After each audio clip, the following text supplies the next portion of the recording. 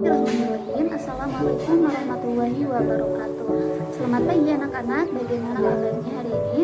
Alhamdulillah. Semoga kita semua selalu diberikan kesehatan baik lahir maupun batin oleh Allah Subhanahu wa taala. Amin. Nah, sebelum pembelajaran dimulai, silakan ketua kelasnya pimpin doa terlebih dahulu. Nah, Ibu abisan dulu ya. Yang pertama, Abdul Aziz, Ahmad Ulul Azmi, Sifa Amalia, Sifa Marwati, Siti Amel. Nah, alhamdulillah semuanya hadir ya pada pertemuan kali ini. Pada pembelajaran sebelumnya yang sudah menjelaskan mengenai karakteristik gelombang bunyi. Silakan ada yang bisa menyebutkan apa saja karakteristik dari gelombang bunyi. Ya benar, Ibu kasih nilai 100. Seperti yang Ibu beritahu sebelumnya bahwa hari ini kita akan melakukan praktikum mengenai gelombang bunyi. Nah, apa sih tujuan dari praktikum ini? Yang pertama, peserta didik dapat menjelaskan mengenai gelombang bunyi. Yang kedua, peserta didik dapat mengetahui pengaruh panjang ruang dengan frekuensi bunyi yang dihasilkan. Yang ketiga, peserta didik dapat memahami isi kandungan dari surat Ar-Rum ayat 46. Yang keempat, peserta didik dapat berperilaku jujur, tidak bergesa-gesa, dan hati-hati ketika melakukan percobaan. Dan yang terakhir, peserta didik dapat menghargai pendapat orang lain. Nah, pada praktikum ini ada beberapa sintaks. Nah, yang pertama, identifikasi masalah. Yang kedua, merumuskan hipotesis. Yang ketiga, merancang percobaan. Yang keempat, melakukan percobaan. Dan yang terakhir itu menyimpulkan. Di sini terdapat Quran surat Ar-Rum ayat 46. Silakan bacakan oleh satu orang. Ya, terima kasih. Nah, selanjutnya mengenai gelombang bunyi. Apa sih gelombang bunyi? Nah, jadi gelombang bunyi adalah gelombang longitudinal yang merambat searah dengan arah getarannya. Nah, gelombang bunyi juga merambat dengan cara merapatkan dan meregangkan medium di sekitarnya. Nah, di sini kita menggunakan satu bahan, yaitu ada air, dan menggunakan 4 gelas. Nah, untuk gelas yang pertama yaitu berisi full air, gelas yang kedua berisi 3/4 air, gelas yang ketiga berisi 1/2 air, dan gelas yang keempat berisi 1/4 air. Nah, kita langsung saja ke percobaannya.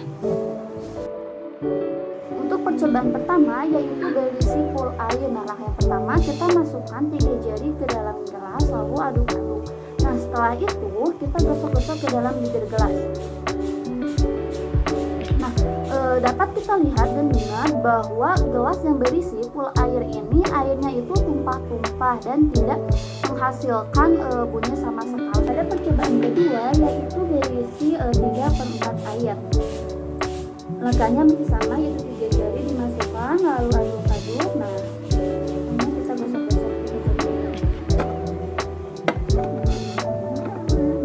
Nah, pada gelas yang berisi 3/4 air itu terdengar bunyi. Nah, mengapa terdengar bunyi? Karena masih terdapatnya kolam udara. Nah, kolam udara itu yang ini.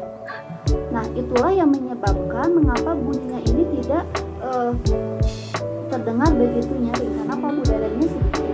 Percobaan yang ketiga yaitu berisi 1/2 air. Masih sama, 3 jari dimasukkan lalu aduk-aduk.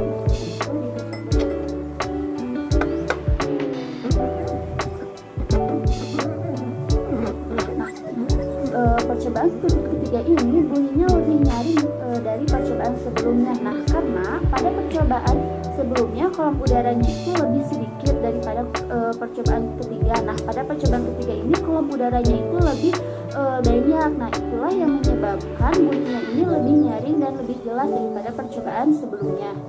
Nah, pada percobaan terakhir yaitu berisi 1/4 air. Makanya masih sama, 3 jari dimasukkan lalu diaduk-aduk.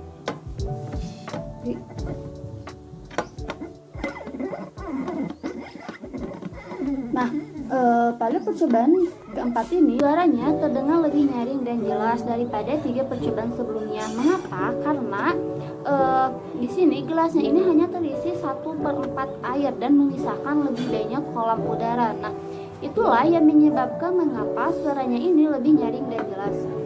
Jadi kesimpulan pada praktikum kali ini yaitu semakin besar volume air di gelas maka gelombang bunyi akan dihasilkan semakin kecil.